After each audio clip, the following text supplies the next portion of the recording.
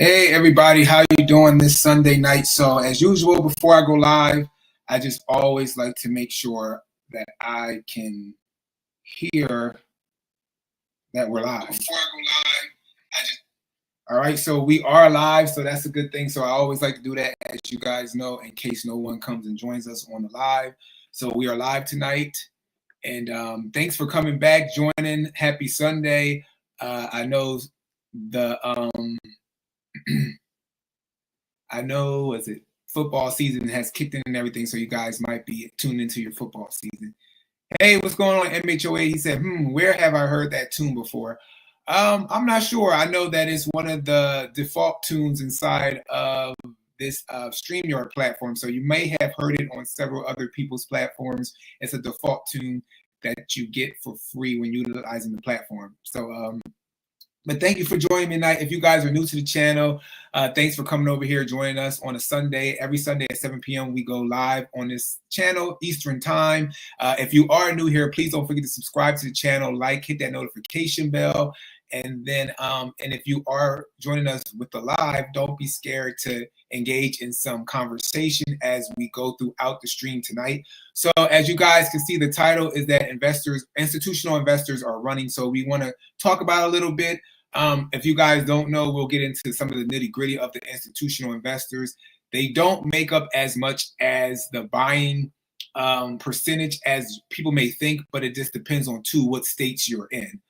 So like in the state that I'm in Georgia, I'm in the Metro Atlanta area. They make up a nice percentage of our single family home properties that they bought. Also, you guys, let me know again to make sure there's no echoing with the sound. We are using a new sound, a new microphone, so I just want to make sure there is no echoing as well. Appreciate it from someone who views the channel. I appreciate him again giving me the microphone. He told me not to mention his name, so I won't, but I still want to show my appreciation. So let me know if there's any echoing or any type of feedback that's occurring. But nonetheless, again, thank you guys for being here Sunday night. He said a little clipping. Okay, so there is something. I'm like, I thought I heard. Let me see. Hopefully, I don't know if I could fix anything or not. Let me see. Maybe I could turn the sound down a little bit.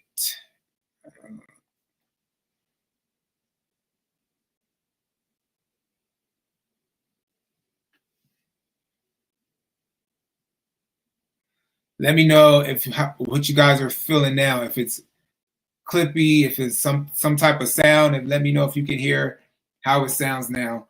Let me know how the sound is kind of giving back. Did that fix it a little bit? I don't know. I'm trying to fix the sound, so let me know before we keep going on, because I don't want it to irritate anybody's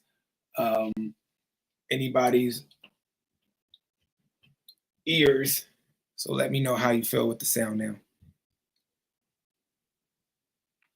All right, so tonight we are okay. Sounds good, perfect. All right, perfect. So don't mind me. I'm trying to spruce some things up over here, so I'll try to create like a ambiance effect, but I don't know what's going on. But anyway, thank you guys again for joining us tonight. So let's jump into this whole thing about these investors, kind of institutional investors, deciding to leave out the market. And again, it's not in every market, because they're not in every market, but they are leaving in some markets. So let's go over to here and let's put this article up here real quick for everybody to see.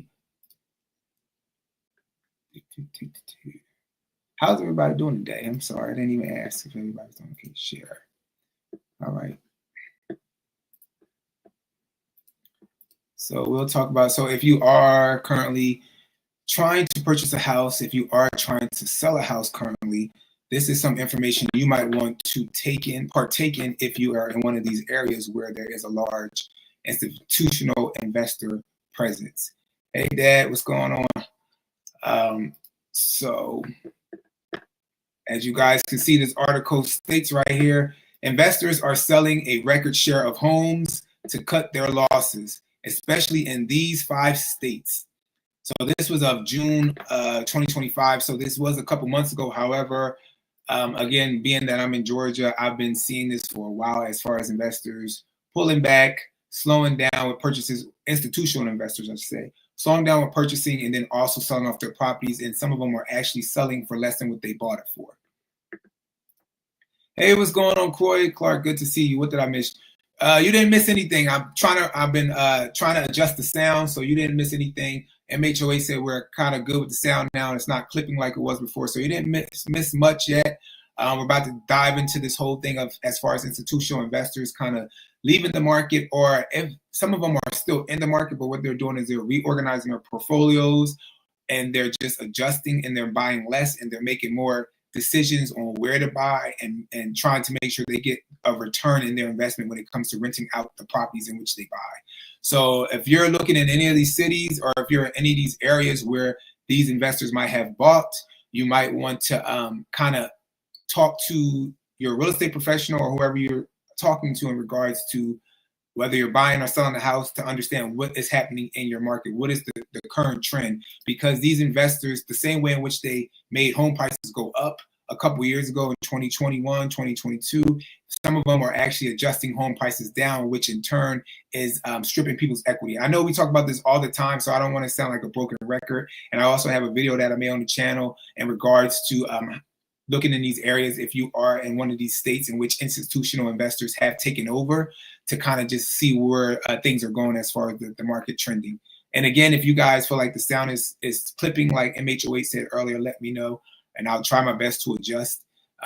If need be, we'll just end up having to take the mic out, but hopefully we can stick in with the mic.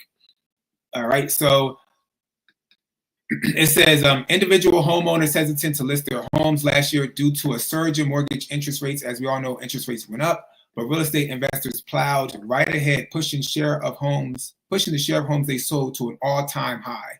So again, investors, institutional investors, even mom and pop investors are sharing as well, are selling as well. Sorry. Also, we have other younger investors who jumped in the market, may have bought some older homes to do fix and flips, may have bought some land to build homes on. So we have a bunch of different type of a mixture of investors in the market. We're going to focus more on these institutional investors, but as we get later into the stream, I will show you an institutional investor and then also an investor who is a real estate professional who became an investor, jumped in the market, and now they're seeing a loss as well.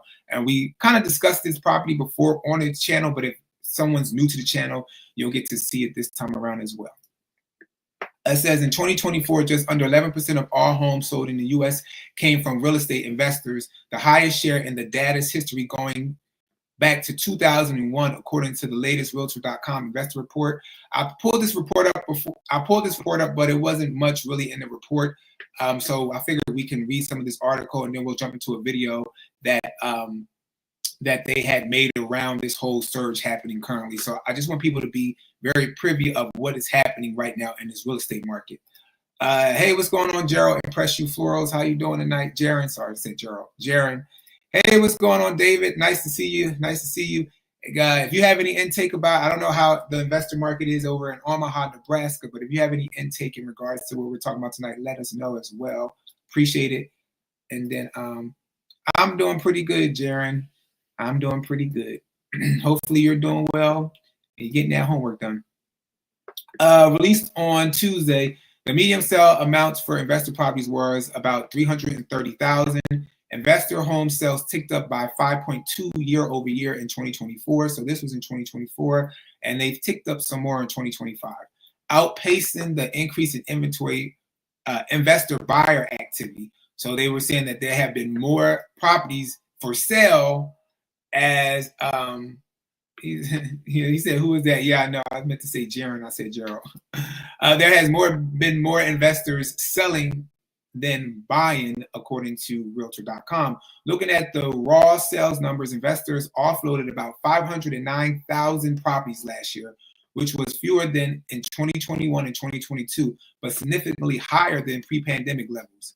It says the reason behind investor sales has shifted since the COVID-19 pandemic heyday, says Realtor.com senior economist research analyst Hannah Jones. Investors may no longer be selling to cash in on soaring home values. Investors may no longer be selling to cash in on soaring home values, but rather due to market softening and easing rents. So investors are It says, simply put, investors who own rental properties saw rent prices begin to slip, and they sprung into action to cut their losses. So if you guys don't know, again, this is all based off of where you currently live at. So in some parts of the Metro Atlanta area, these investors bought a lot of properties down here, and people either with the economy shifting the way it's shifting currently, that tried to rent this year or last year, as the economy was shifting, people could no longer possibly afford said rents at the higher levels. So with that happening, the investors had to adjust their rents. And even though some of them might have bought in cash, some of them might have had possibly any type of loans to buy these homes. And with the property taxes going up, the home insurance offsetting the cost of that asset for that rent every month, it didn't make sense for some of these investors. So instead of them having to take a loss constantly in the rent, they figured, why not just put it up for sale? So let me know if you guys are seeing that in your area. The rent prices have gone down, or if you see any current properties kind of popping up on your market, and if they are investor owned, let me know if you've seen a shift in the price. It says the Midwest and South saw the most investor sellers. So again, I am in the South, so we are seeing that. Of all 50 states, Missouri and Oklahoma saw the highest share of investor sellers in 2024 at 16.7%.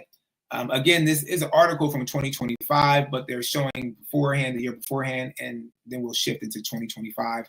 I have a video in which we'll go through some of the clips, and you guys let me know what you're seeing as well, or how you're feeling about this.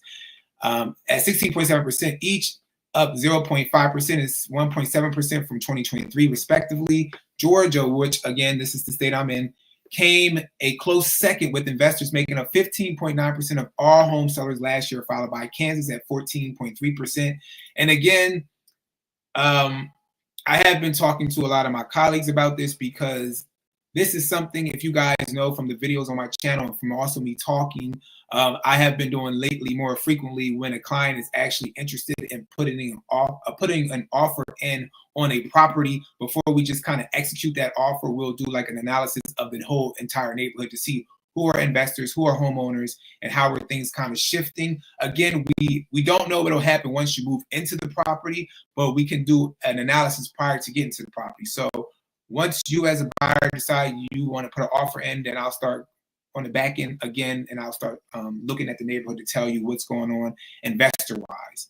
Because just the same way the investors drove up the market, they are actually going to bring the market down, depending on where you will live at again. Because again, Georgia is definitely going to go down, even though people think it's not. From what I'm seeing, it's going to shift. Utah rounded out the top 5, with investors accounting for 14.3% of all sellers in the state in 2024. What's more, the list of top states for investor sellers looks similar to the top regions for investor buyers, suggesting that certain markets attract heightened investor activity across the board. Overall, 13% of homes purchased in 2024 were snapped up by investor buyers, up only slightly from 12.7% year before, according to the new report.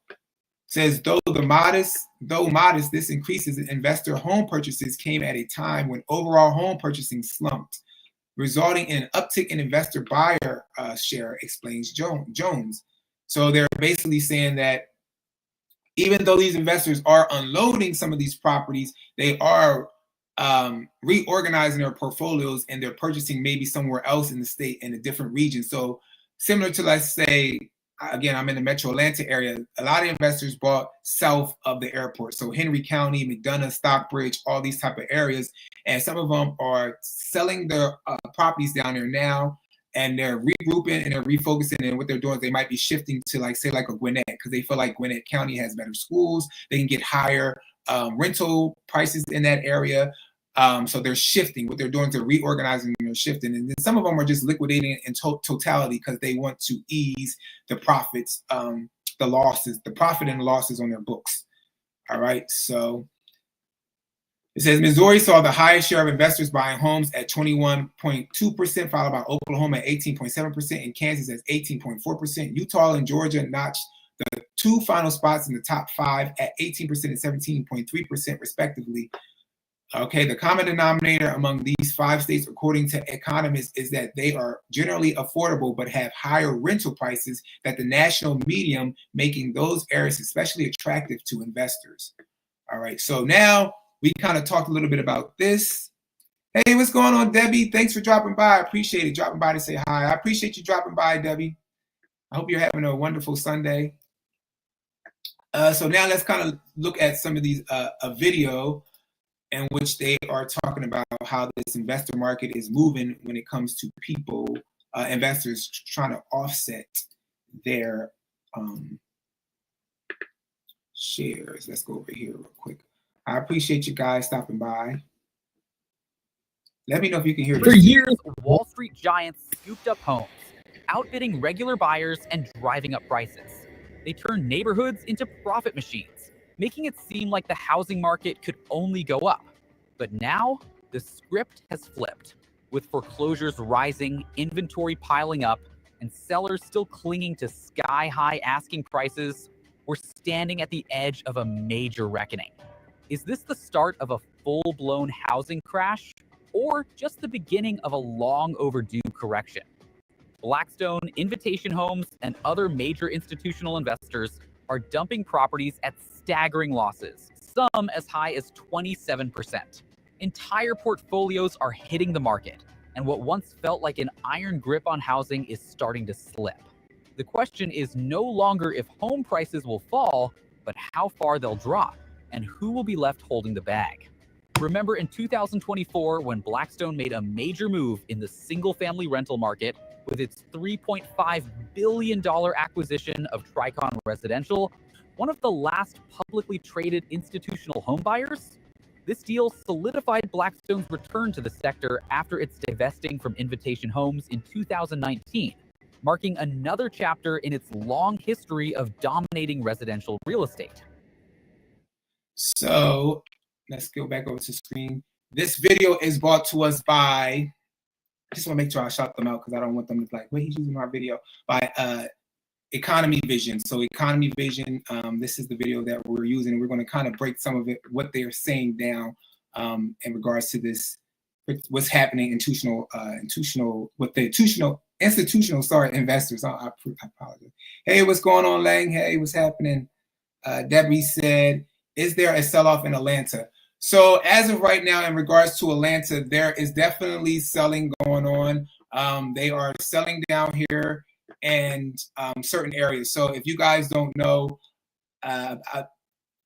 these institutional investors, according to the news and according to research, said they own about 70% of single-family homes in the Henry County area, which again is south of the airport, McDonough, Stockbridge, all those type of areas, and they are liquidating properties down there. They're liquidating some properties even in the Fulton area. If you're in South Fulton, which is this metro, which is like Atlanta, but the metropolitan area of Atlanta, as you ease down into Fairburn, they're liquidating some properties over there. They're liquidating properties in DeKalb County. Once you head over east out into Rockdale, Newton, so Conyers, Lithonia, they are liquidating property. So there is definitely a sell-off going on in Atlanta in regards to investor-owned properties. And a lot of these companies are actually trading within each other. If you guys don't know, I did a video probably about a year or two ago in regards to, I believe their name was Starwood or Star Trust, something like that, Capital. And they had sold about 2,000, I think about 2,300. They were liquidating 2,300 properties. And I believe they sold some of them to Invitation Homes, picked up some of them and kept them as rentals. And then the other few, they started selling on the market to liquidate. So they are definitely liquidating down here in Atlanta. They definitely are selling off rental properties down here, Debbie. And so what I'm just telling people that if you are currently trying to buy, if you are currently trying to list your home, really just try to do a thorough analysis of what's happening in the neighborhood, because you might find yourself either losing equity or unfortunately buying into a neighborhood where if you don't want a lot of, I guess, so-called renters, but we can't really stop that. But if you don't want as many, if your HOA has something in place, then you can possibly stop that at a cap. MHOA said, this is why I really never sorry. This is why I never really worried about private equity. Yeah, it's very interesting. It's very interesting, MHOA. Debbie said, not crying big alligator tears for institutional investors, but the prices were driven up during the pandemic years. Exactly. They were definitely driven up. They were definitely inflated down here in this metropolitan Atlanta area. And this is something, again, that I have been kind of talking to people about, just being mindful of what you're doing when it comes to buying or selling. And this is a good sign for future buyers if they want to buy in the future as prices start to soften. Again, this is just these institutional investors that are selling, right? These are not the homeowners themselves. So some homeowners still have prices at a certain level, and which makes sense to an extent, as far as some of these homeowners might have bought 2 or 3 years ago. They might have seen property taxes rise. They might have seen home insurance rise. They might have, recently lost a job, experiencing difficulties within the family, distress situations, and they have to sell because they can no longer afford it. So some of these homeowners, instead of them having to bring possible money to the closing table and short sale, they prefer to try to price their house a little higher. And with that being the case, if you're in a neighborhood with a lot of institutional investors, as they are sinking the prices, the prices of the homes down, homeowners that own these areas that have to get out due to any type of distress situation are pricing above. So if they bought, say, for $400,000 and they're trying to get out or break even without having to bring money to the closing table, they might be pricing at $450,000. Why, in turn, an investor who might have bought in the neighborhood for $400,000, which is why you as a homeowner bought there, now they're like, well, we just need to get out of here. We need to clean the books. So we're selling for $350,000. So you have a big, vast difference in price with the same type of comparable as far as similarities in the home, maybe 4-bedroom, 2.5 baths is the same, but the price is different because you have an institutional investor that can kind of just say, you know what, drop the price, we got to get out of here, and we can write off as a tax incentive. Where you have a homeowner who owns said property that has to get out, and they might not be able to afford to bring said funds to the closing table. They might not be able to bring $50,000, $20,000, $10,000 to close out. And on top of that, of course, paying any type of fees, realtor fees, any type of, property taxes that might have accrued that maybe they didn't pay, any other, transfer taxes, different things like that, HOA fees. So it's very interesting, but let's get back to this video. If you guys have anything else that you kind of want to mention in regards to this, but this is what's happening down here in the Metro Atlanta area. So that's why I thought this video was a very, very insightful video and kind of went hand in hand with what we're talking about. So let's go to 152 right here, and let's go into this video again. However, the biggest challenge remains the sharp rise in interest rates, which has made it much more expensive to finance new purchases and refinance existing debt. As a result, many institutional investors have not only halted their buying sprees, but have begun liquidating assets to cut their losses. Data from Redfin highlights this trend, revealing that investor purchases have plunged nearly 50% over the past 2 years, reaching their lowest level since 2016. This decline suggests that large investors are no longer seeing strong returns in the current environment and are shifting their capital elsewhere. Historically, a sharp pullback in institutional investment has always preceded major housing downturns. This was evident in the mid-2000s when investors started retreating from the housing market before the financial crisis hit, accelerating the collapse of home prices. If this trend continues, regions that saw significant investor activity in recent years could experience major home price corrections, potentially triggering a broader market slowdown. Real estate was one of the most So again, as they are stating how, which we kind of touched on a little bit, that with these investors liquidating their property, it could cause for a trend to happen that most homeowners who bought in some of these areas might not really want to happen, right? Because again, them liquidating their properties at lower prices in which you bought, if something was to happen within your life at a whether it be dramatic, whether it be a distress situation, it's going to be harder for you to possibly get out, because anybody that comes into this subdivision they're going to be like, okay, these houses, let's just say an investor bought, say you're in a subdivision of 25 homes and investors bought 12, and they sell all 12 of them, and they're selling them, like, again, for 350, you bought for 400,000.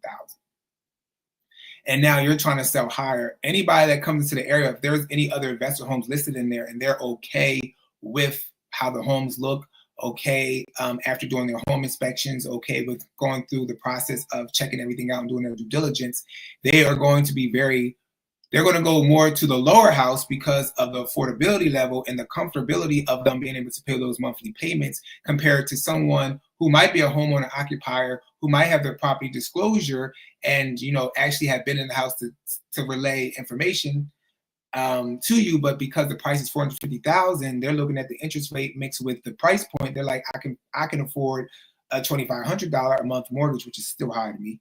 A $2,500 a month mortgage compared to a $3,500 a month. So I'm just making numbers up, you guys. So this is just numbers on my head. But typically, because the gap is so wide with interest rates and the home prices, you'll see like a significant amount as far as as far as the payment.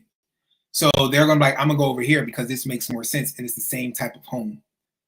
Let me see. Corey West said, Clark, why are institutions allowed to shake the market like this? Are there no regulations on investors? I have been saying this. I've talked to my dad all the time about this as well, as far as that there needs to be some type of regulations in place in the real estate industry. However, as far as I know, currently, there are not a significant amount of regulations in place for institutional investors.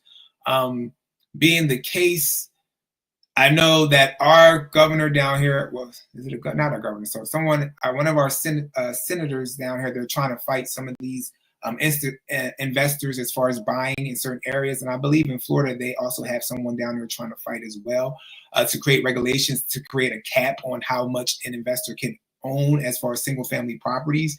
But again, I don't know when that will go through, when those regulations will occur. However, we do need some type of cap.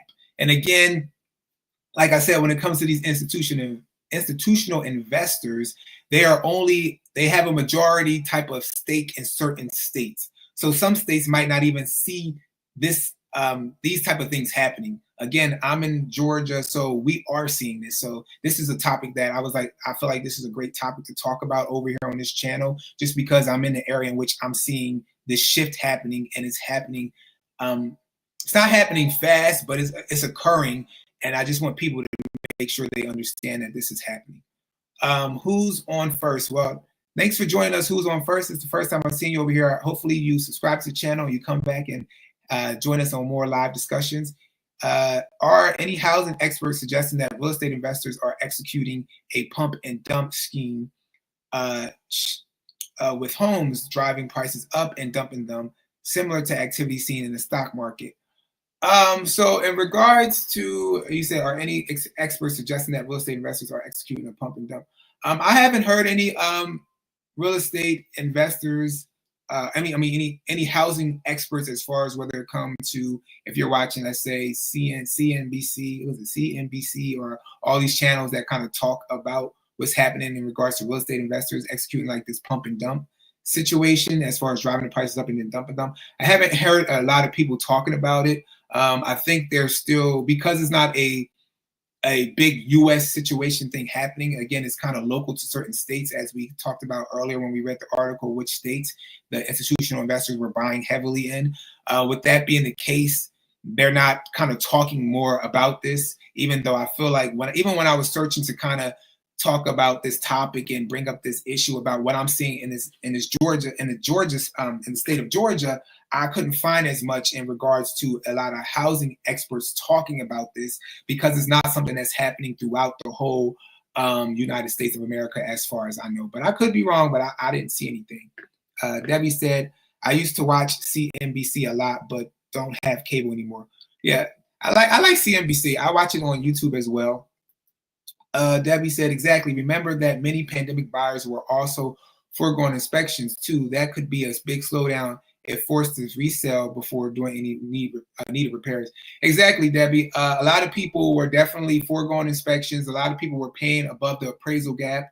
Even if the appraiser came in, the bank came in, and they with their appraiser per se, and they said, hey, this house is only worth $300,000. They were like, but I want to buy for $350,000, and they were just paying for it.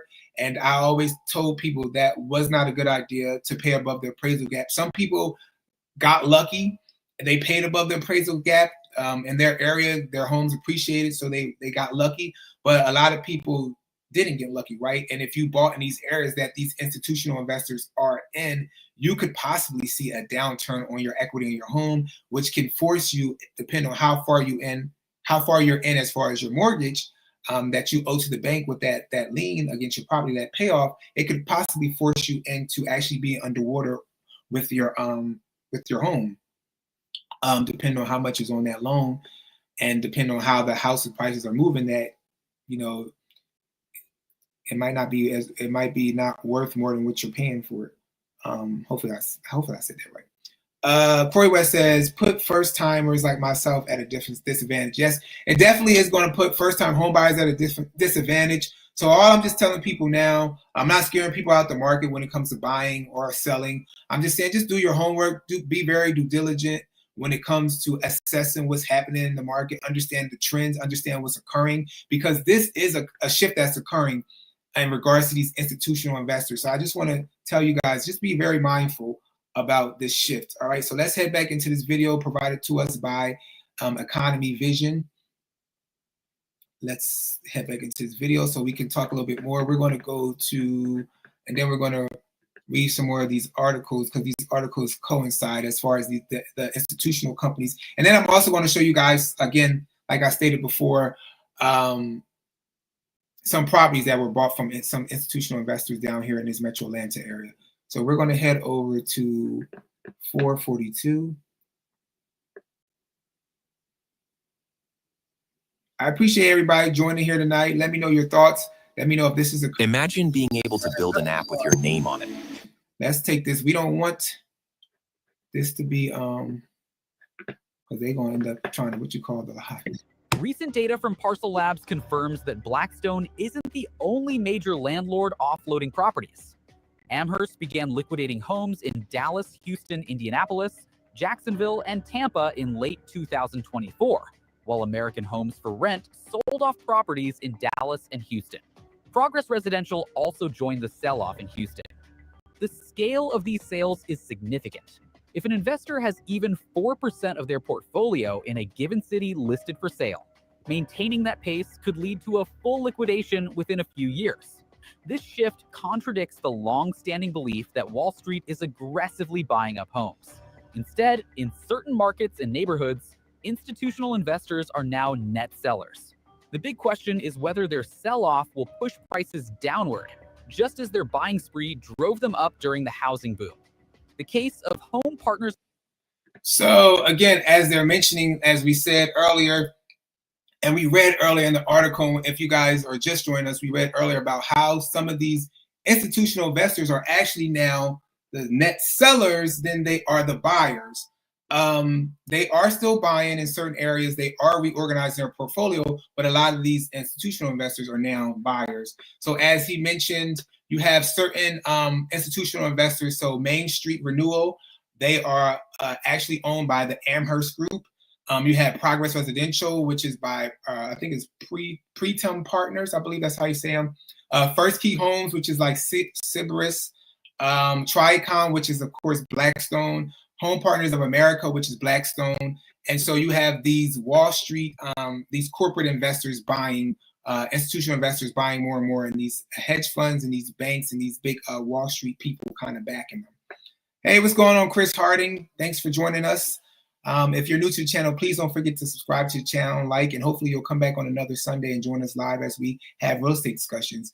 Large investors are not dumping. They are selling a few in some places, but buying in other places. Standard portfolio management. Exactly. That's what we were trying to explain in regards to that. So like I was saying earlier, that most of these larger investors are in certain specific states, right? I'm in Georgia, so I'm seeing them actually dump a lot of properties down here. They're liquidating their portfolio in certain areas in the Metro Atlanta area of Georgia. However, again, like I stated earlier, they're reorganizing in some spaces and they're buying somewhere else. So they're liquidating more to kind of unload and take some stuff off their books, but then they're also buying smaller in smaller areas, or I don't want to say smaller areas, but they're buying in other areas, but at a smaller scale to make sure they're making money outside of losing as much, because they have so many properties that are currently, because of the rents, they're not being able to actually see a return on their profit with, like I said, in regards to property taxes and things like that going up. So if you guys don't know, I don't know how it works in your state, but in Georgia, what happens is that if you're not a homeowner in the state of Georgia, you don't qualify for homestead exemption. A homestead exemption can help freeze your taxes and make your monthly payments a little lower. So in Georgia, if you're an investor, you don't qualify for that. So if you file homestead down here, let's say your property taxes are $3,800, your homestead might take them down to $3,100. If you're an investor, your property taxes might be $3,800, or they might be $4,000 a month. So these investors are paying more in property taxes if they don't have certain exemptions that they cannot qualify for. So because of that, it's not making sense to hold so much of these single family homes if the rentals are going down, because again, rents are shifting down in some areas. It doesn't make sense for them to hold some of these properties. So they figured that it's better for them just to liquidate it, sell it off, reorganize, and push somewhere else in a different area. So again, down here, like I said, they bought a lot in Henry County. The stat said it was about 70% of single family homes they bought in Henry County, and they're liquidating some of those properties down there, and they're finding other areas where the rents make sense. So they're still buying, but they're also selling more than they're buying now, according to stats, according to articles, according to what they're kind of seeing in the numbers as far as the I guess Excel sheets or whatever are kind of coming out when they do their end of the year. What is it? The reports, I believe, something like that. Debbie Brady said owner occupied required here in Maryland too. Okay, so it's the same type of thing in Maryland.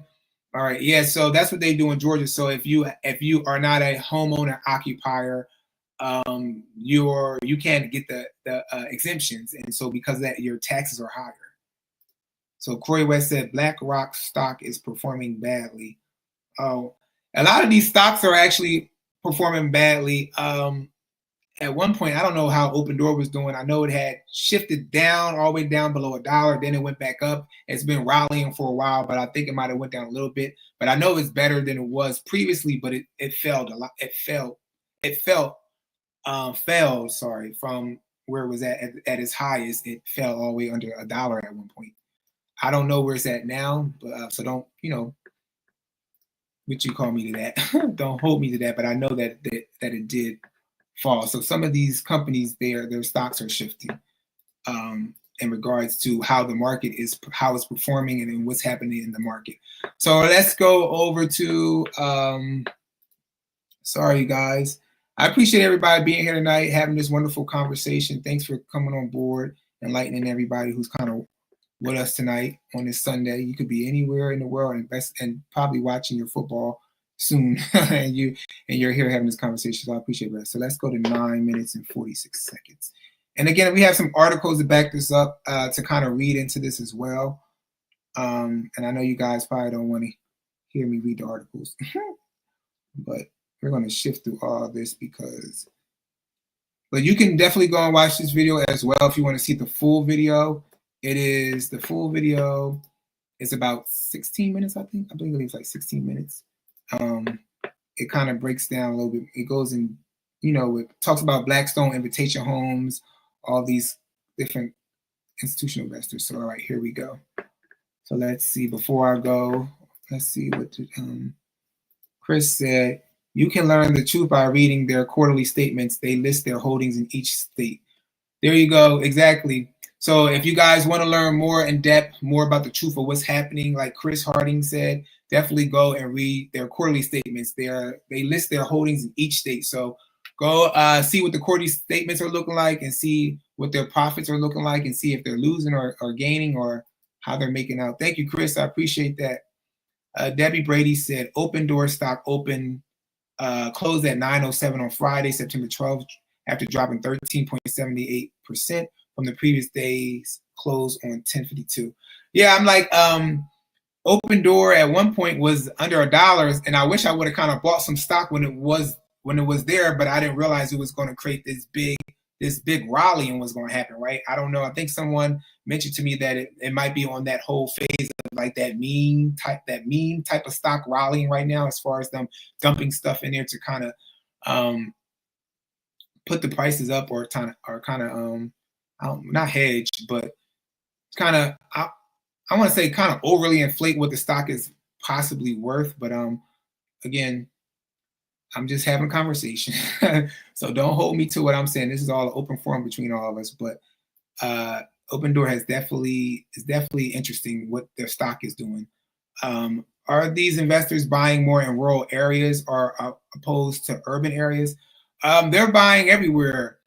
They're buying in rural areas, they're buying in urban areas, but they're buying, what I'm noticing is they're buying now, they're trying to make it in more of a dense area where they see a lot of people kind of flocking to, that they know that these people are going to want to move here. So they're going to pay the price, whatever the rents are, to kind of be in these type of areas. So like, again, maybe this area has a good school district. Maybe this area has a lot of economic stability, and when it comes to jobs, growth, different things like that. These companies are just reorganizing and shifting according to what makes sense, so they can hit their bottom line and, of course, make a profit. Good evening, Donna. Thanks for joining us tonight. Appreciate it. So let's get over to this part of the video business. And again, like Chris Harding said, if you guys want to kind of see more about the company, see where they're at in regards to their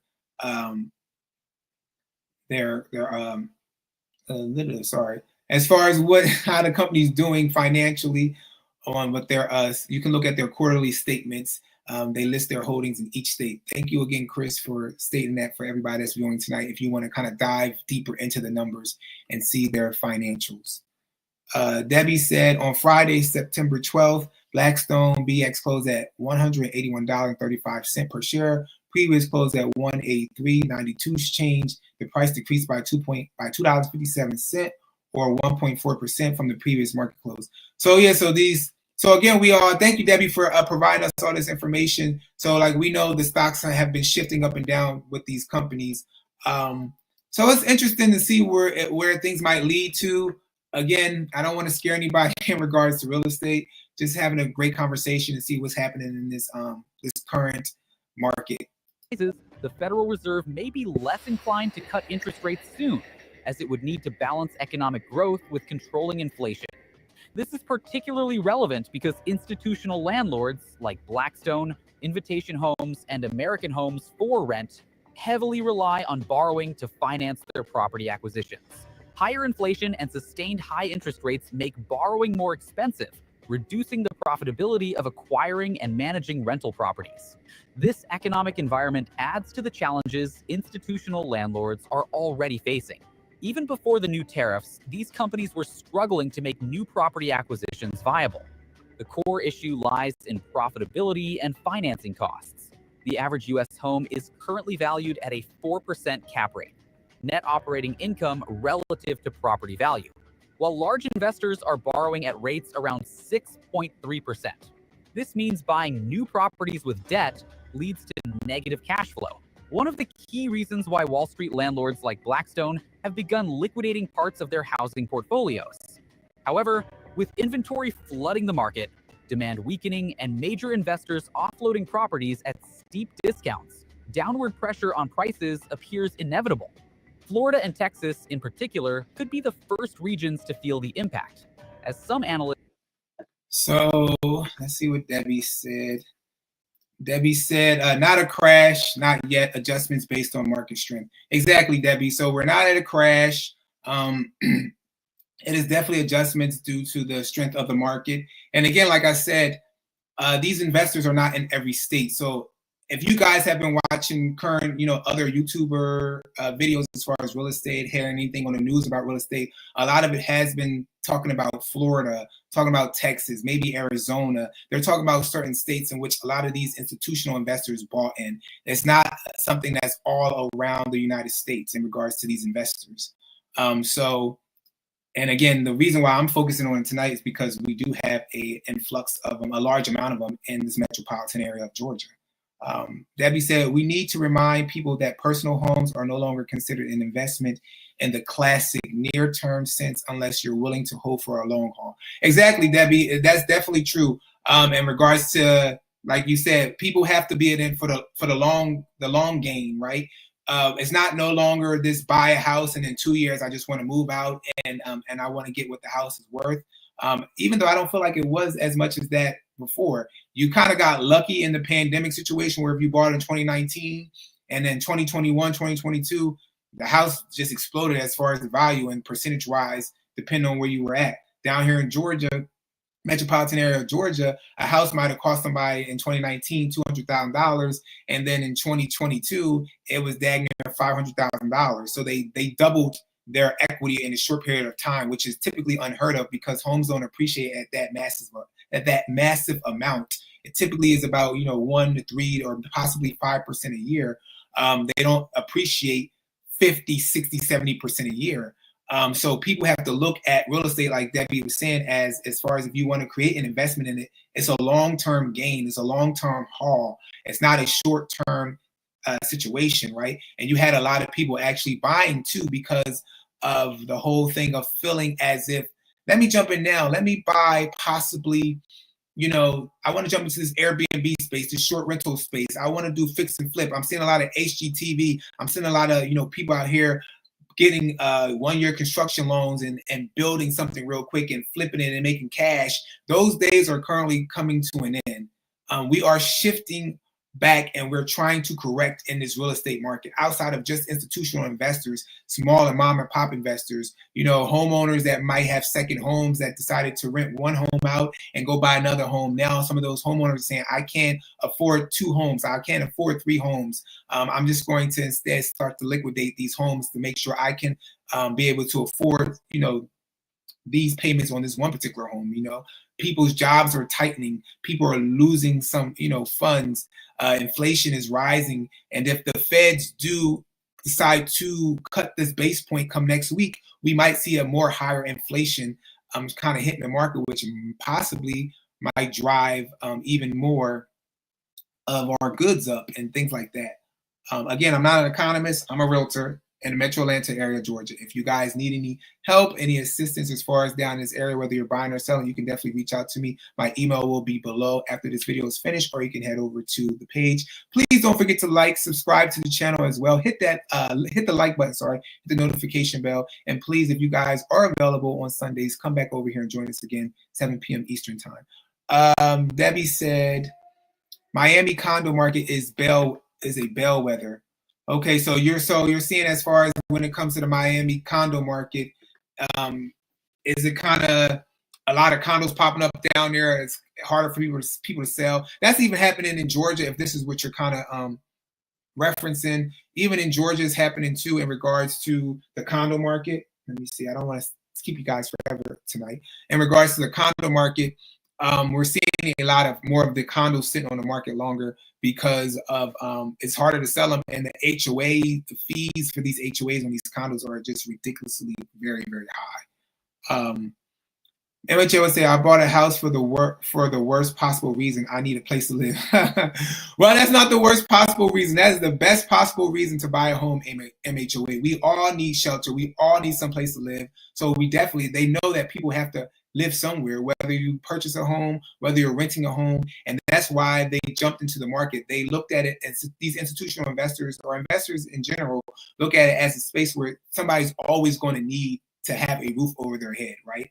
So they're like, let's purchase, because someone's always going to have a roof. Now what they're doing, again, they're pulling back. They're being more strategic. They're being more trying to make sure they understand the area, understand why people are moving there, understand like I said, school districts, location. The biggest thing in real estate, everybody always mentions it, is location, location, location. So now what these institutional investors are doing, they're being very specific and understanding the location as far as buying homes and having them making them rental. Sorry. MHOA, that's not the worst reason. Be glad. Exactly, Debbie. Corey said, is a crash coming to Florida and Texas, and will that impact Nebraska? So I don't know what's happening in Florida and Texas. I can't tell you as much as what's generally going on in their market. Just from all I can tell you is what I'm seeing in the headlines, what I'm reading about. I'm not a realtor in that market, so I don't want to tell you yes, that's coming or not. But I do see a correction. Our correction is already being had in that Florida and Texas market, according to other realtors, according to different articles and data in which I'm reading. But I'm not in the swamps or the depths of Georgia and Florida and Texas real estate market. So I don't know what the shift is looking like in totality, but I do know that there is definitely a correction according to what people are saying and how the home prices, if you go on like these third-party websites like Zillow, Trulia, Redfin, all the stuff, you can see how the home prices are adjusting down as far as people trying to sell.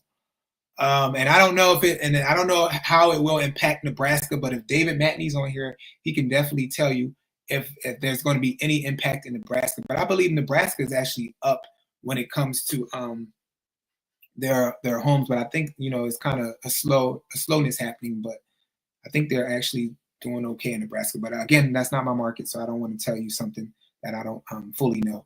MHOA said that was 20 years ago when homes were still under $100,000. Whew.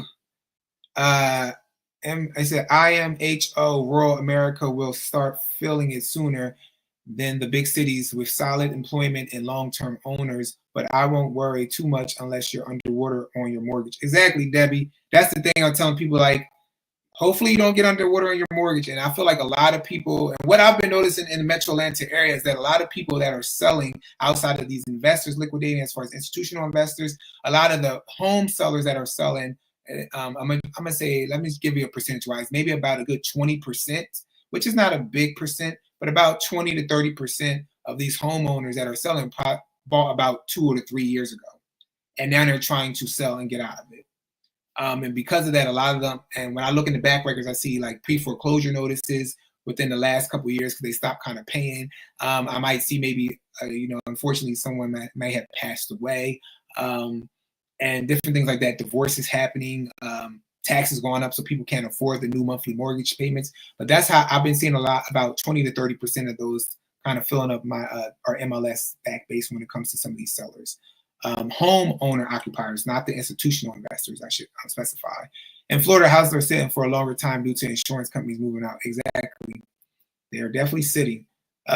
Found fixer-uppers under $20,000 in rural Midwest. You probably won't be able to access YouTube to learn how to fix that toilet. MHOA.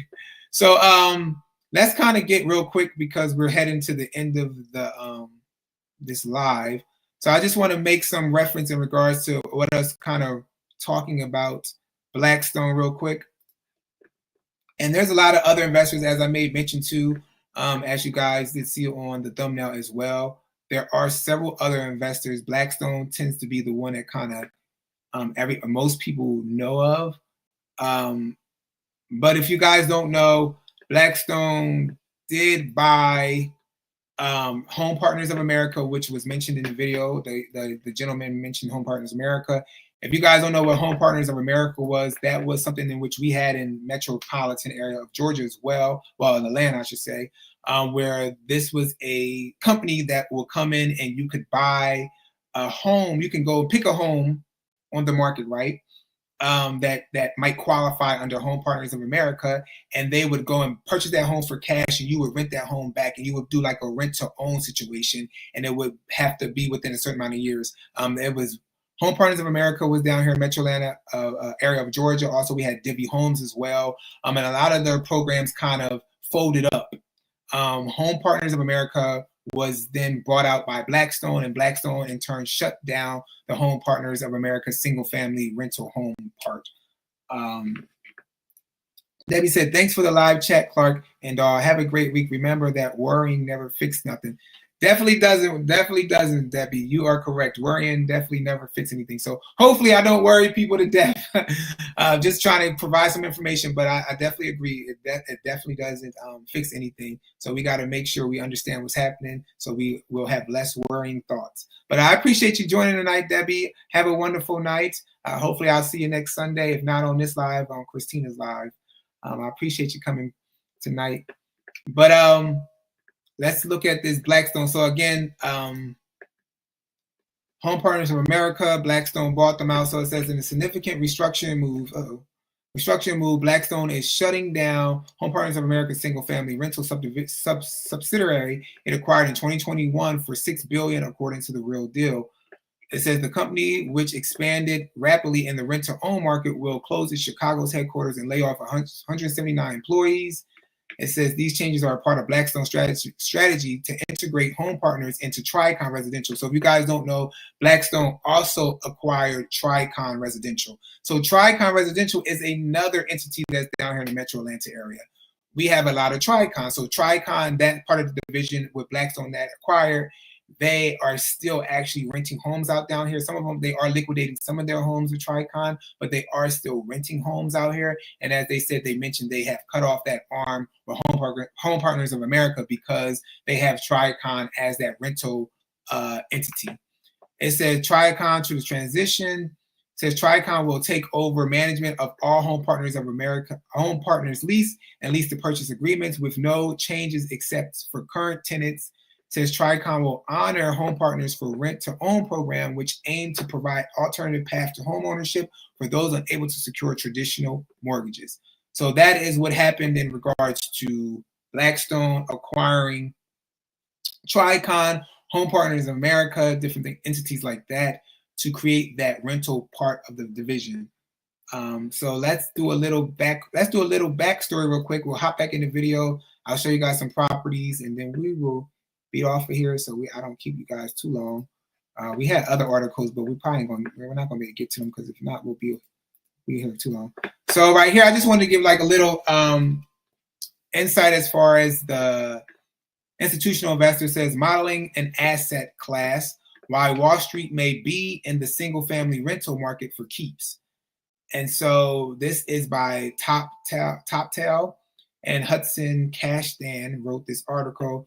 He said prior to 2010, single-family rental market was largely ignored by institutional investors, which preferred easy-to-scale multifamily properties. But since the financial crisis, and especially since 2019, that's changed. Financial heavyweights like J.P. Morgan Asset Management, Blackstone, Goldman Sachs Asset Management have helped bankroll an industry of more than 24 single-family home rental companies that are snapping up existing homes and building new ones too. It says residential real estate acquired by companies or institutions soared to 90,215 homes in the third quarter of 2021. As investors, both large and small, accounted for 18% of single-family home sales. That's up 80.2% from year prior, according to online real estate firm Redfin. Nearly 3/4 of residential purchases by investors were single-family homes, while multifamily homes, a market in which investors have been significant players for decades, accounted for just 1/4 of sales.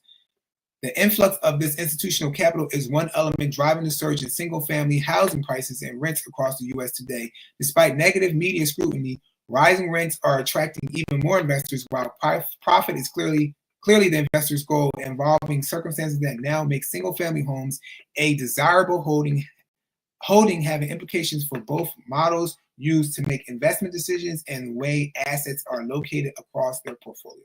So again, this is them stating how a lot of institutional investors jumped in to be able to profit as far as the rents. Debbie says small channels need to support each other. Can't let the monster channels get all the glory.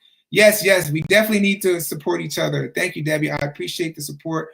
I appreciate you coming on, supporting me. I appreciate MHOA, Lang, and David, James Clark, that's my dad, Corey West, and Donna, and everybody who has come on tonight, who's on first, Chris Harding. I appreciate everybody for supporting this little old channel over here. And one day we will be a good channel as far as big like those other channels. So right here, let's kind of go down to right here where it says the birth of a new investment class. So this is kind of stating like when these institutional investors started kind of falling into the single family home market. It says this push into single family homes initially began as an opportunity arbitrage after the global financial crisis in 2008, but has morphed into something more permanent. The real estate bust lowered the perceived risk of single-family housing relative to the returns. Today, real estate investment trusts, private equity firms, insurance companies, and pension funds view rentals, which were spared the impact of pandemic-related lockdowns on offices and shops, as relatively high-yielding hedge against inflation. So they look at, again, like they said here, they're looking at them as these single-family homes, these real estate investments were looked at as an advantage as far as being able to see a long-term gain per se, a hold, compared to when the pandemic happened, how the stores were shutting down, restaurants were shutting down, they could no longer sustain. And so they kind of ran back into this market of buying single family homes because they're like, people are always going to need a shelter, going to need somewhere to sleep, somewhere that they will have to stay warm. Debbie said, my dad's name is also James. Yeah, my dad is James. So we have something in common, Debbie. I'm like, I always tell people, even though people feel like we're different in certain aspects, there's always a similarity somewhere, and every human being on this earth. So everybody has something in common with somebody, whether you want to believe it or not.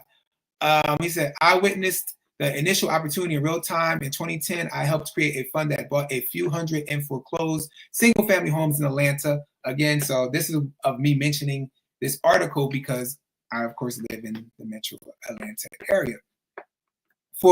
He bought it for $50,000 and $60,000 each and invested as much as $10,000 per home for upgrades before renting them.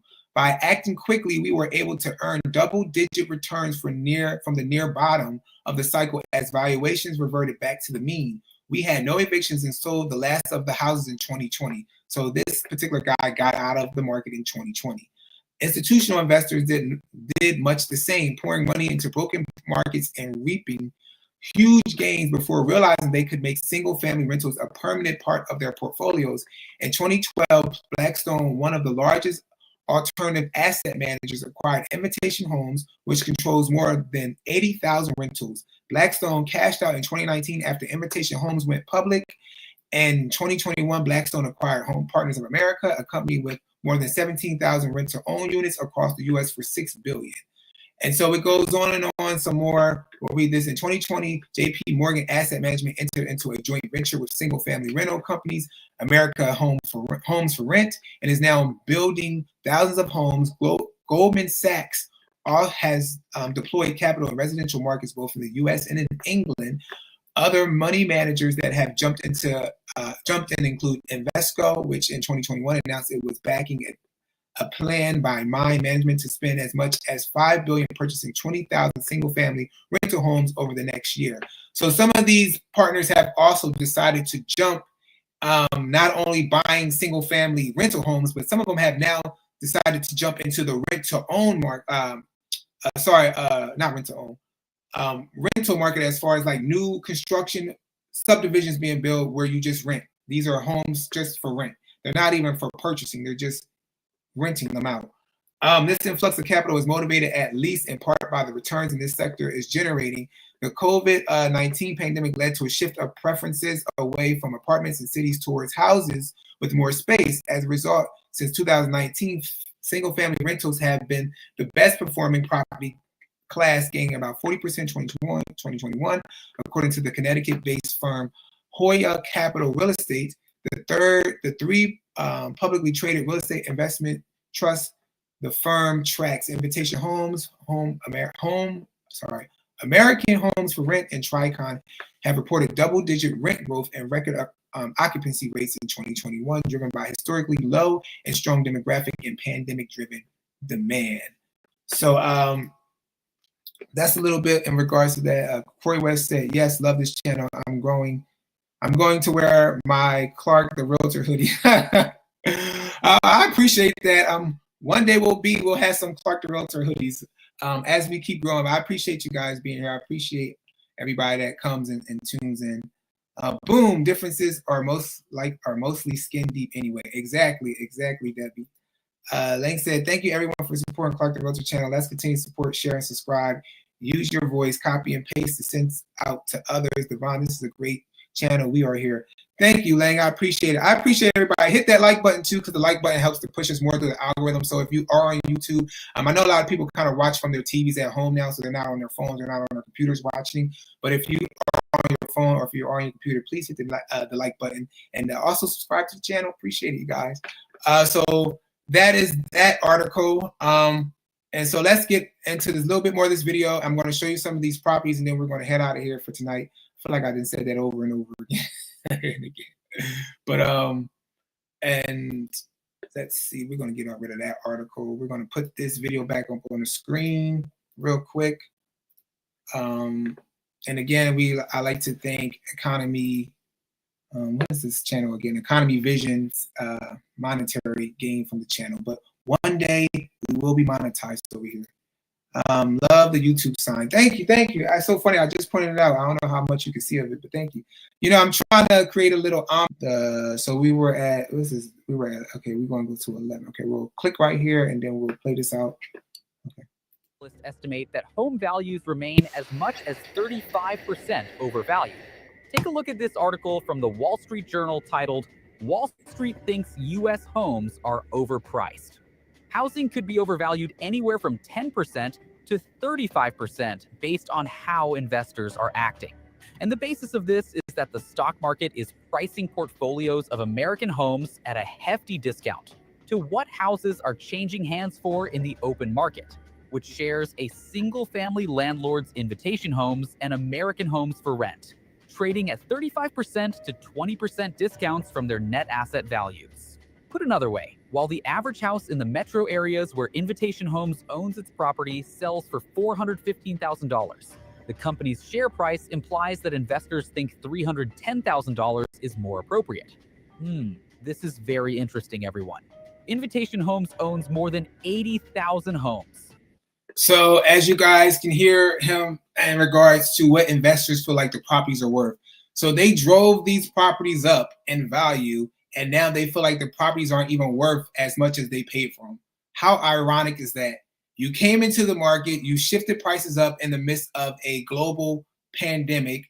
You created a frenzy, and it's not just the institutional investors. So I'm not blaming everything on them because, again, they don't own a lot of the market.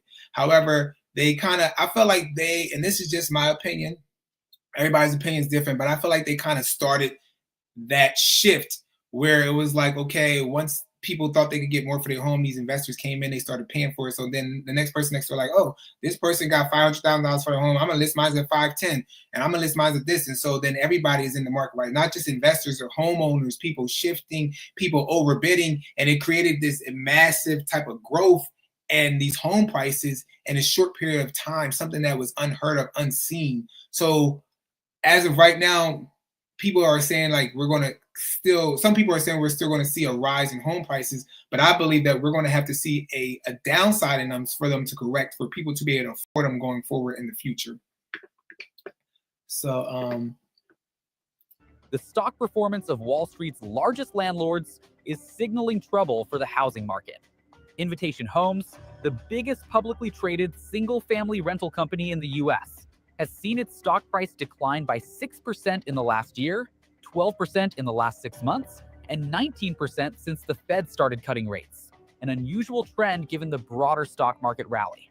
American Homes for Rent, another major player with around 50,000 homes, has also seen its stock price tumble from $41 to $35 per share over the past few months. Institutional investors, including Blackstone, are now selling off properties at steep losses, some as high as 27% below purchase price, as their rental business models become less viable. Investor-driven markets, especially in Florida and Texas, are seeing a surge in unsold homes, which is beginning to exert downward pressure on prices. Despite these warning signs, many home sellers are still pricing their homes aggressively, expecting market conditions to improve. However, the combination of higher inventory.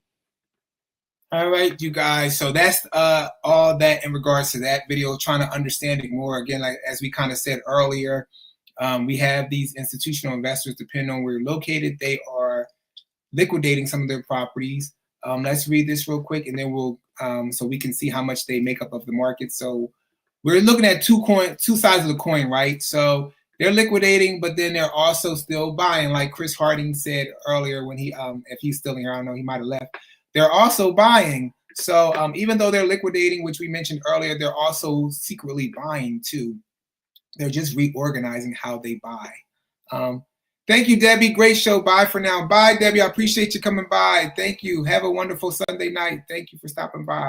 And everybody else who's inside this the live tonight, please don't forget to like the hit the like button for me, please. And also, if you haven't subscribed to the channel yet, I will appreciate if you would come over here and join us live on Sunday nights and subscribe to the channel and hit that notification bell so you know when we go live over here. So it says why Blackstone is quietly buying up American homes and what it means for the rest of us. So even though as quickly as they are liquidating in some areas, they are buying as well. In a housing market where supply is tight and rents keep climbing, one of the biggest buyers isn't a local landlord. It's Blackstone, a global investment giant with more than $1 trillion under management. So let's go down here. It says, from the private equity firm to a rental powerhouse, says real estate is a core division for Blackstone. According to CNBC, it says firm has an ownership interest in at least 274,000 rental housing units, likely making it one of the largest landlords in the country. Its portfolio includes apartments, single-family homes, mobile homes, parks, student housing, with concentrations in Sunbelt states such as Texas, Florida, and Georgia. So again, they're in my state of Georgia. So yeah, but this is a combination of all their assets, right? So they don't just own single family homes. They own mobile parks. They own student housing, apartments. So again, it's only a certain percentage, right? It says the company didn't always focus on residential rentals. After 2008 financial crisis, Blackstone became the largest owner of single-family homes through Invitation Homes, later selling that business in 2021 and re-entered the market, acquiring Home Partners of America and Tricon. So they got out of the single-family home market, as mentioned here, with Invitation Homes, and they went back into it with Home Partners of America and Tricon. They acquired these two entities in 2024. Sorry, you guys. Added tens of thousands of properties. Today, its single-family portfolio stands at 58,000 homes. And so it says why Blackstone buys. Blackstone executives say their investments follow job and population growth, which we were kind of stating earlier. The reason of them buying in some areas is that they're looking at the economical status as far as like the jobs, growth, different things in the area. In every market where we operate, we own less than 1% of housing available. Caitlin McCarthy says, a Blackstone Global head of real estate, CNBC.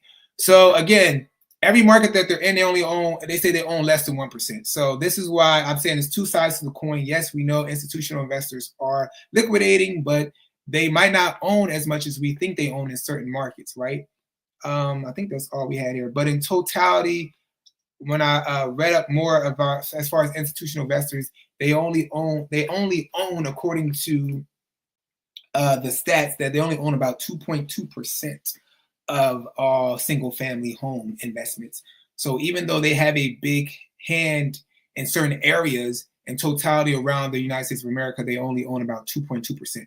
So now let's head into the last part of this live, and we're just going to show you an institutional investor in regards to them and their price point, where they were at we're going to show what they bought the house for and what they're selling the house for. So let's look at this real quick. If you guys have any questions, let me know in the comments. I appreciate you guys being here again tonight. So we're going to take this house real quick and we're going to put it in here, and we're going to show you guys when they bought it and how much they are selling it for now. And it might not be, it's not really a big loss, but you can kind of see. All right. I want to make sure too. Okay, hold on, because I got to be very careful in regards to them not trying to do anything to my life. All right, so I'm going to show you how much they bought it for. And then I'm going to click off screen and I'm going to go back in and I'm going to show you guys how much they got it currently on the market for. So let's see right now. So this Blackstone bought this particular property. So right here in 2022, right here, 2022 is a settlement date. So they closed May 31st, 2022 for $540,000. So they bought it for $540,000 in 2022. Let me see. Hey, what's going on, son of? Is it Jokers? I don't know if I'm saying it right. Sorry if I'm saying it right. If the investment firms are selling first family homes at a loss, what chance to private sellers have in the current market? Yeah, that's the thing. Like you said, we kind of talked about this a little earlier. The chance of the private sellers, it's going to be. You just got to assess what's happening in your market, assess what the market trends are kind of showcasing, because if you don't understand which way your market is kind of shifting, you might end up losing more than what you can possibly gain from it because of these institutional investors, right? These investment firms, they are selling, some of them are selling at a loss. And so if you're trying to sell your house now, it might not be possibly the best time depending on where you live at or depending on your subdivision or your neighborhood. If you see a lot of homes in your subdivision or your neighborhood currently selling under the amount for which you want to sell at, it might be best to kind of just stay put and wait for the this particular housing trend to pass and pray that it doesn't go too low, that you cannot recoup any type of investments you put into it, any type of money you put into it, because these institutional investors, like I said, they're liquidating, they're reorganizing, and they're shifting accordingly to make sure they don't hurt themselves as much when it comes to their bottom lines. So yeah, so it's definitely going to be different, definitely different. So right here, as you guys see, hopefully that answers your question. So they bought it for $540 right here. This is Blackstone, bought it for $540 in 2022. Now I'm going to show you guys what they are currently selling it for.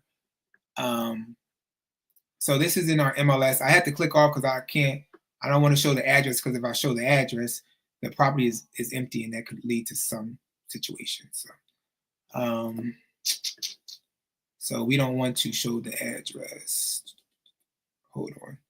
But if I do this, I'm going to show the address too. So let me see. Thank you guys again for being here. If you're new to the channel, don't be scared to hit that like button.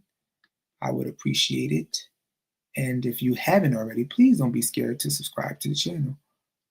All right. So let's do it this way, because this way might be better. Because in that way, it won't show the actual full address. So remember, they bought it for $540. And now, oh, well, this is still showing the address. So we're just going to go down to this. I just went to Zillow instead. So then that way it can just show where it's at now so you guys can see it. Okay, this is better. Even though it's in our MLS, I just don't, like I said, I want to show their address. Okay. All right. So let's show what it's selling for now. So they bought it for $540.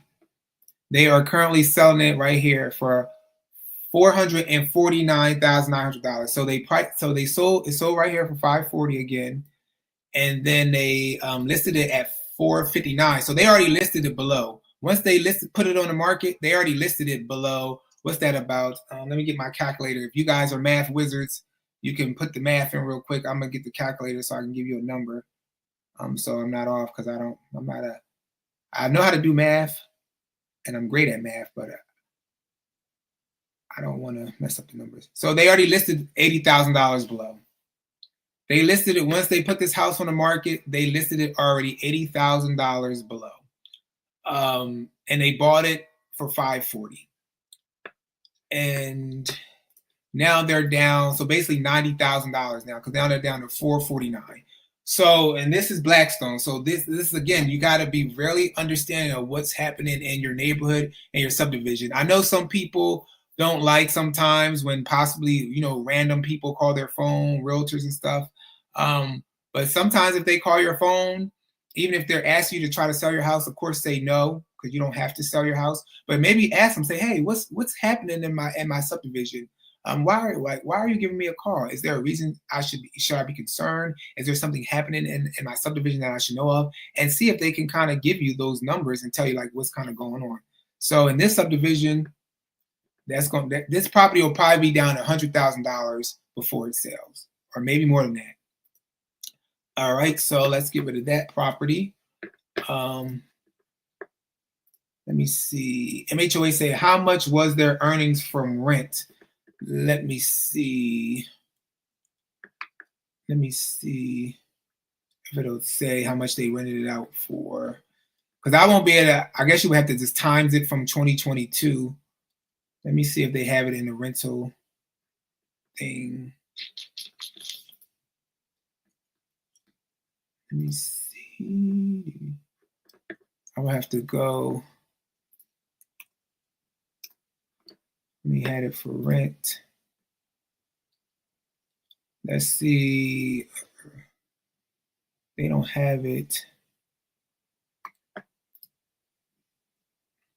They don't have the rental data on here, which usually I can see the rent data. Let me see.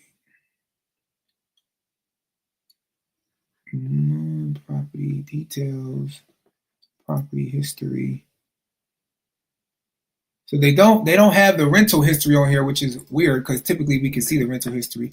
So I'm gonna have to get back to you on that MHOA on the next live. I'm gonna make sure I do an in-depth to kind of find that rental history. Corey West said, hate math, rather read Homer. MHOA said at $2,300 a month, that's over $80,000 over 3 years. So yeah, so I'm pretty sure it probably was more than that. I have to kind of go and I'll dig deeper next time we come on live. I'll give you how much that rent was a month because I have to plug it into a different database. But I'm pretty sure it probably was more than $2,300 a month. It might have been, I'm gonna say at least $2,700 a month. So I guess, like you said, maybe they feel like they're offsetting it because they're like, okay, we made this back already, so we can kind of lose that as well.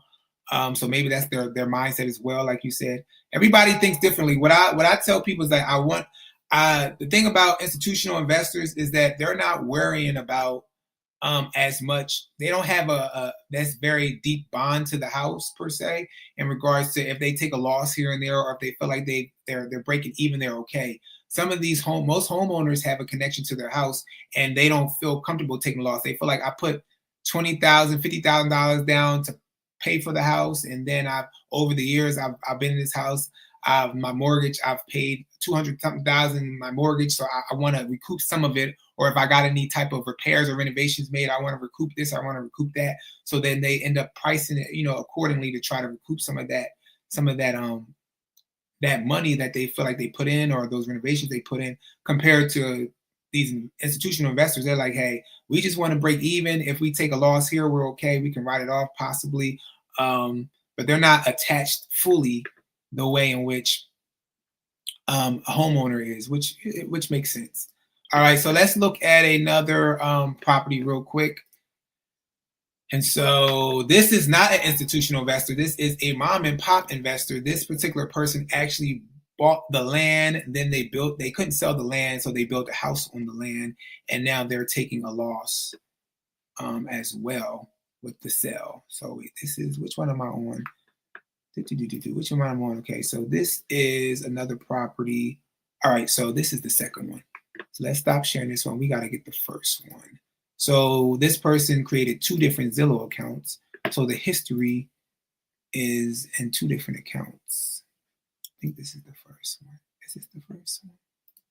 This is the first one? No, this is the same one. Sorry, you guys. I appreciate you guys still being here. If you are just tuning in with us, please don't forget to hit that like button. All right, so if you guys can see this. All right, so they bought this land. They bought the land originally. So the land they bought in 2022. 2022, they bought the land for $69,000. They tried to flip it in November of 2022 and listed it at $165,000. It did not sell, so they decided to build a house on the land, and then they put the house at $569,900. So again, this is a local investor. So not just an institutional investor here. This is a local mom and pop investor. This is actually a realtor slash investor. They had at 569, wasn't selling, kept adjusting, removed the listing, relisted at 519. Couldn't sell, went down 499, 499, 499, couldn't sell, 475, went all the way down to 474. And then for some reason, I don't know how they did it, but they got Zillow to actually create a whole new separate listing. So let's get out of this listing. And then we're at the 474 on that listing. And they got Zillow to create a whole new listing. So now when on the whole new listing, it looks like they listed it at 474. So this is the bottom, 474. And then they couldn't sell it couldn't sell. I don't know if you guys can see this. I'm just reading it like you guys can see it. They couldn't sell it at 474, so they kept going down, kept going down, kept going down, kept going down, and then they went pending at 409. So they were at 569. Let's do the math again. 569. If I remember 900, I'm thinking 900. They're at 409, 999. So that's $159,901 that this investor is down. So again, this is not happening everywhere, you guys, but this is just saying, like, just look at what's happening in the area, understand where the market's trending, and then assess accordingly to see if you could possibly, if you're trying to buy right now, catch it on the downside, on that downside of the market. And then we got one more, and then I'm going to get out of here and let you guys enjoy your Sunday night. I feel like I said it like 85 times. All right, this is another property by Blackstone. Okay, so let's see here. And this is not really a big loss in this particular property because they didn't buy this property for they bought this property, but it's not that much of a loss currently, right? It's currently on the market, so if it sits longer, they'll probably adjust it down a little bit more. But all right, so let's see. This property right here they bought in 2022 again for 505, as you guys can see. They bought it for $505,000. And then again, we got to get off the screen because I can't show you the address because the house is empty. So they bought it for 505. I'm gonna type the address into Zillow because for some reason, everywhere on my MLS, it's showing the address. So, all right, so let's go to the Zillow so you guys can see where it's at. So they bought it for 505 in 2022, and like I said, they're not down that much right now. So now they are at, the listing price is at $445. So, but $50,000. So they're down $50,000. They listed it at $459. It didn't sell. It wasn't selling. So they listed it originally. Let's see. Hold on. They originally listed it at, actually, no, they listed it at 509. They listed it at 509. They bought it for 505. They listed it at 509. Sorry about that, you guys. And now they shifted down to 445. Again, this is Blackstone, one of their properties as well. And they're not the only ones selling again down here in this Metro Atlanta market. We have Cerberus, which is on side the thumbnail. They're selling, I believe I'm saying their name right. Part-Time Partners is selling properties as well. They're on the thumbnail as well as far as this live. Blackstone, Amherst, which is Invitation. Amherst is, hold on, let me see. Before I give you guys the wrong name. Amherst is Main Street Renewal. So those particular people, some of them are liquidating. So yeah, so again, thank you guys for stopping by tonight. I appreciate your time. I appreciate you coming by on this Sunday night to spend time with me. We're here every Sunday, 7 p.m. Eastern time. And unless something changes, we are back next Sunday. So I hope to see you guys then. Have a wonderful Sunday night. If you are going out, be safe. And I look forward to seeing everybody next week. Again, thank you, MHOA, for stopping by. Corey West, son of, I don't know if I'm saying it right. I don't know if it's Joker or Boxer. Debbie Brady for stopping by. Lang, thanks for coming by. Thanks, she said, racial education. Again, my dad as well. Thanks, Dad, for coming by as well. Donna, thank you for stopping by. Chris Harding, appreciate you stopping by as well, educating us as well. Who's on first, and everybody else who has stopped by tonight. David Matney out of Omaha, Nebraska. Please go over and give him a subscribe as well. Jaron, thank you for tuning in as well. And hopefully I didn't miss anybody on this outro, but I appreciate everybody for being here this Sunday night, and I will see you guys next Sunday. All right, take care. Bye-bye.